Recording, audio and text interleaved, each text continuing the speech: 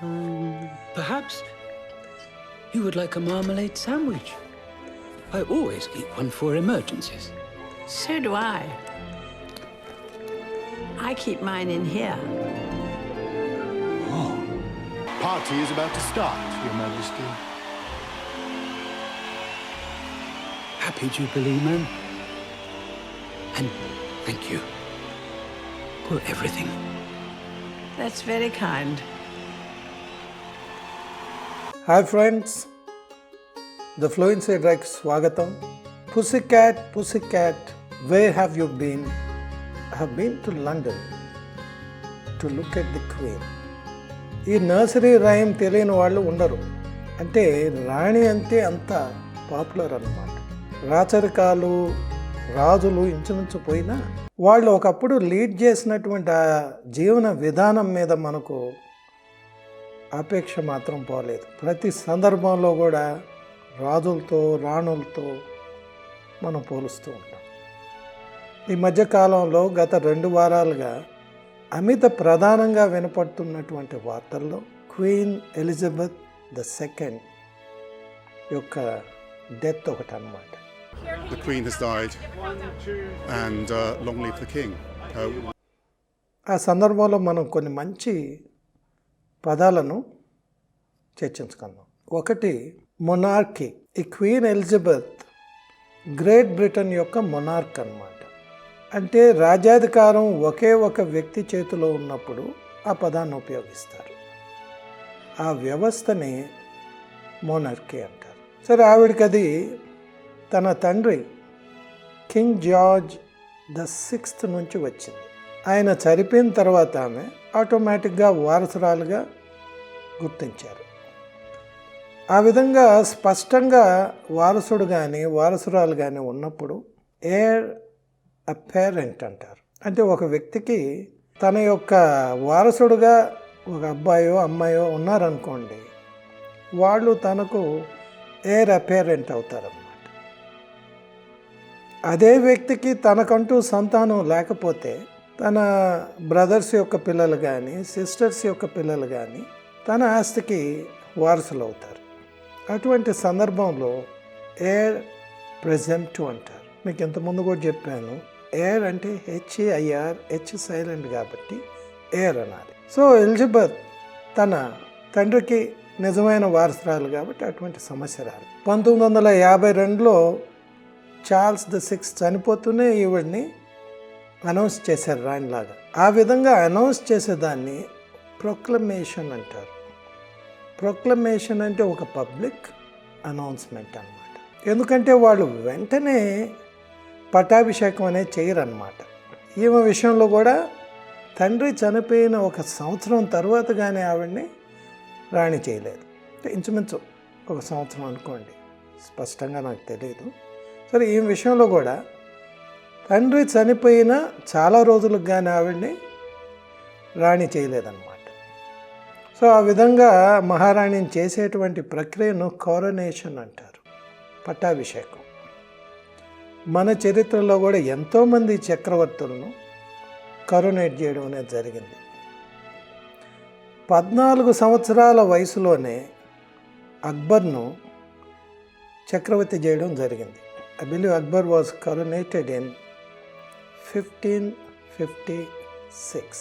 ఇంట్రెస్టింగ్గా February 14 he was a 14-year-old and he was coronated on February 14th.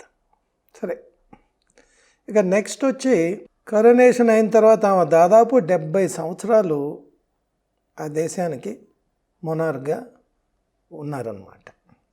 కొన్ని సందర్భాల్లో అట్లా చనిపోయే వరకు కాకుండా కొన్ని రోజుల తర్వాత వాళ్ళు ఆ పదవి నుంచి విరమించుకోవచ్చు. ఆ విధంగా చేసేదాన్ని యాబ్డికేషన్ అంటారు. యాబ్డికేషన్ అంటే ఒక పదవి నుంచి తొలగిపోవడం అన్నమాట. మనం మెటఫారికల్గా అంటే ఒక రూపకంలాగే ఇవాళ కూడా వాడవచ్చు. ఒక పెద్ద CEO తన పదవి నుంచి రిజైన్ చేశాడు అనుకోండి, హీ యాబ్డికేటెడ్ ఫ్రమ్ దట్ పోస్ట్ అనొచ్చు. ఎన్నో మంత్రులు రిజైన్ చేయడం మనం చూస్తుంటాం. ఆ సందర్భంలో కూడా మనం అబ్డికేషన్ అనే పదం వాడచ్చు. ఫన్నీగా ఎన్నో సందర్భాల్లో వాడచ్చు. ఎవరన్నా ఒక చిన్న పని చేసినా కూడా ఈ అబ్డికేటెడ్ అనొచ్చు. నీ ఫ్రెండ్ నీకు కుర్చీ ఇచ్చాడు అనుకోండి, ఈ అబ్డికేటెడ్ అనొచ్చు. సో ఆ పదాలు ఇవాళ కూడా మనం ఉపయోగించవచ్చు అనే దానికి చెప్తున్నాను. నెక్స్ట్ వచ్చి ఆవిడ తర్వాత సక్సెషన్లో ఆవిడ కొడుకు చార్ల్స్ III ఉన్నారు. ఇంకా ఆయన తర్వాత కరోనేట్ చేస్తారు. ప్రస్తుతం ఆమె శరీరం వెస్ట్ మిన్స్టర్ హాల్ అనేటువంటి ఒక పెద్ద హాల్లో పెట్టున్నారు. చనిపోయిన తర్వాత ఆ బాడీని ఒక క్యాస్కెట్లో పెట్టారన్నమాట. మరి కాఫిన్ కదండి, శవపేటిక, క్యాస్కెట్ అంటే ఏందని కొందరికి డౌట్ రావచ్చు. క్యాస్కెట్ అనేది ఇంకొంచెం ప్రత్యేకమైందనమాట. మామూలుగా కాఫిన్ చాలామంది తెలుసు, ముఖ్యంగా క్రైస్తవ సోదరులు కానీ స్నేహితులుగా ఉంటే కాఫిన్స్ అనేవి ఒక టైపు కొయ్యతో చేస్తారు. పైన కింద కొంచెం నేరోగా ఉంటాయి, మధ్యలో షోల్డర్ పార్ట్లో కొంచెం వెడల్పుగా ఉంటాయి. క్యాస్కెట్లు అట్ట కాకుండా రెక్టాంగులర్గా ఉంటాయి అన్నమాట. వాటికి డెకరేషన్ లాంటిది కూడా ఎక్కువగా చేస్తారు. సో క్వీన్ కాబట్టి ఆవిడ్ని ఒక క్యాస్కెట్లో ఉంచి ప్రజలు అంటే పబ్లిక్ చూసేదానికి ఆ హాల్లో పెట్టారు. సో ఆ విధంగా ఉంచినప్పుడు దాన్ని లయింగ్ ఇన్ స్టేట్ అంటారు. ఇది మంచి word. Her body is lying in state in west minster hall. సరే, ఆమె శ్రేయోభిలాషులు, ఫ్యాన్స్, తనను అభిమానించేవాళ్ళు ఎంతమందో ఆవిడికి తమ యొక్క లాస్ట్ రెస్పెక్ట్స్ అనేది ఇచ్చేదానికి అక్కడికి రావడం అనేది జరుగుతుంది. 2 రోజులుగా టీవీలో మీరందరూ చూసుంటారు. సో దానికి కూడా ఒక మంచి పదం ఉంది, చివరిగా అభిమానులు వచ్చి వెళ్ళేదానికి. So many people come to pay their last respects. Akkineni Nageswara Rao garu చనిపోయినప్పుడు కూడా అన్నపూర్ణ స్టూడియోలో పెట్టారు వారి శరీరాన్ని. ఎంతోమంది, లక్షల మంది వచ్చి దాన్ని దర్శించుకొని వెళ్ళారన్నమాట. So her body is lying in state, and every day lakhs of people are coming to pay their last respects to her. తర్వాత ఇంకొకటి కూడా చూశాను నేను రాత్రుళ్ళు, నిన్నో రాణి యొక్క కుటుంబ సభ్యులు, మనవరాళ్ళు, మనవాళ్ళు కలిసి క్యాండిల్ పట్టుకొని రాత్రిలో మరి ఎక్కువ రాత్రులు చేసేది తెలీదు, క్యాండిల్ విజిల్ చేయడం మాత్రం నేను చూశాను. క్యాండిల్ పట్టుకొని సింబాలిక్గా వాళ్ళు రాత్రి కాసేపు జాగరణ చేయడం అనేది జరిగింది. దీనికి ఏదో మామూలుగా చాలా సిగ్నిఫికెన్స్ ఉండొచ్చు. డెడ్ బాడీ అన్నప్పుడు, అందులో ఒక ప్రముఖుల యొక్క బాడీ అన్నప్పుడు దొంగలు రాకుండా, క్రూర మృగాలు రాకుండా, ఇటువంటి గతంలో ప్రవేశపెట్టి ఉండొచ్చు. ఇప్పుడు సింబాలిక్గా ఉందన్నమాట. I believe they did it only for 20 minutes. ఈ విజిల్ అనే పదం కూడా ఈ మధ్య చాలా వినపడుతూ ఉంది. మనకు కూడా ఎవరన్నా అనుకోకుండా చనిపోయినప్పుడు చాలామంది సపోర్టర్స్, ఫ్యాన్స్ విజిల్స్ అనేవి చేస్తున్నారు. నేను ఓ రోజు కేబీఆర్ పార్క్ నుంచి వస్తుంటే కాస్త చీకటి పడింది. సుశాంత్ సింగ్ రాజ్పుట్ ఫోటో, ఒక పోర్ట్రైట్ పెట్టి దాని చుట్టూ క్యాండిల్ పట్టుకొని చాలామంది యంగ్స్టర్స్ నిలుచుకొని ఉన్నారన్నమాట. సో అటువంటి దాన్ని విజిల్ అంటారు. అట్నే కొన్ని టెర్రరిస్ట్ యాక్టివిటీస్లో చనిపోయినా, అనుకోకుండా యాక్సిడెంట్లో ఎవరన్నా చనిపోయినా ఈ విజిల్స్ అనేవి నిర్వహించడం ఈ మధ్య కామన్ అయింది. సరే, ఇక అక్కడి నుంచి క్వీన్ యొక్క బాడీని రేపు ఫ్యూనరల్కి తీసుకెళ్తారు. We're going to begin tonight with the Queen's final journey, her last hours in her beloved Scotland. Her coffin making its way through the streets of Edinburgh today to the cathedral, where at this hour a stream of visitors believed to be a mile long now paying their respects throughout the night there. సరే, ఆ ప్రాసెస్ని మీకు తెలుసు, అంత్యక్రియల్ని funeral అంటారు. ఒక చాలా ప్రముఖమైనటువంటి వ్యక్తి కాబట్టి ఒక ప్రొసెషన్లో తీసుకెళ్తారు.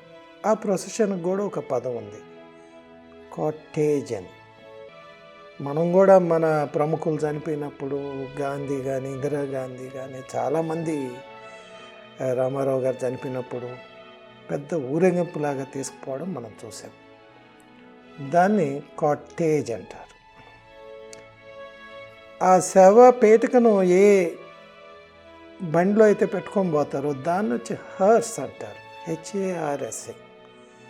బ్రిటిష్ వాళ్ళు మీకు తెలుసు కదా, మధ్యలో ఆర్నర్ హర్స్ అంటారు, మనం హర్స్ అనొచ్చు. సరే, ఆవిడ శవాన్ని రేపు తీసుకెళ్ళి ఒక సెమిటరీలో ఖననం చేస్తారు.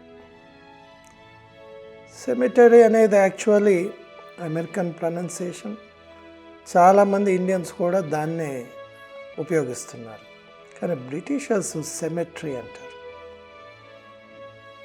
సో మనకు పూర్తి స్పెల్లింగ్కి అనుకూలంగా ఉంటుంది కాబట్టి ఈ పదాన్ని మాత్రం సెమిటరీ అనడమే అనుకూలంగా ఉంటుంది అనుకుంటాను.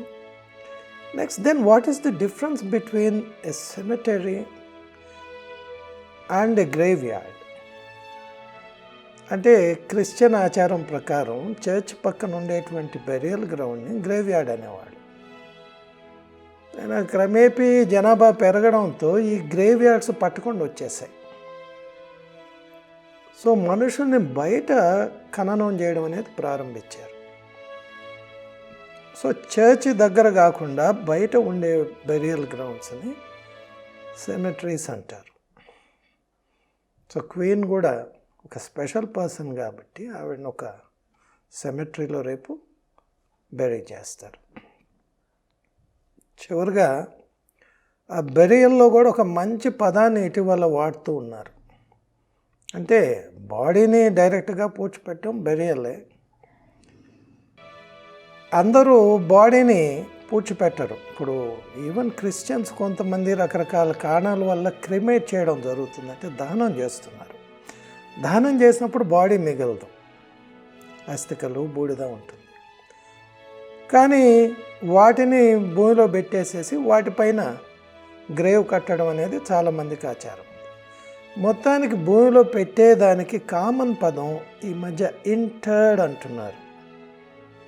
Her body was interred, he was interred అంటే ఫైనల్గా their body was put to rest అని. శరీరం మామూలుగా చేస్తే బెరియల్ అంటాం. ఏ విధంగా చేసినా అంటే అస్థికల్ని పెట్టినా యాషస్ని పెట్టినా రెండిటికి కామన్ పదంగా ఈ ఇంటర్డ్ అనేది వాడచ్చు. I believe you have learned quite a few words. రకరకాల కాంటెక్స్ట్లో వాటిని ఉపయోగించండి. మనం అభిమానించే వ్యక్తులు, మనకు తెలిసిన వాళ్ళు, కుటుంబ సభ్యులు ఎంతమందో ఇటువంటి పరిస్థితులు ఎదుర్కొంటుంటారు. కనీసం ప్రముఖులు చనిపోయినప్పుడు మనం చెప్పొచ్చు అన్నమాట, that his body is lying in state. People are going there to pay the last respects. ఇటువంటి వాటిని మనం ఉపయోగించవచ్చు. If you like the programme, please give us a thumbs up. Subscribe చేయండి, షేర్ చేయండి. మా తదుపరి వీడియో వరకు జాగ్రత్తగా ఉండండి. బాయ్.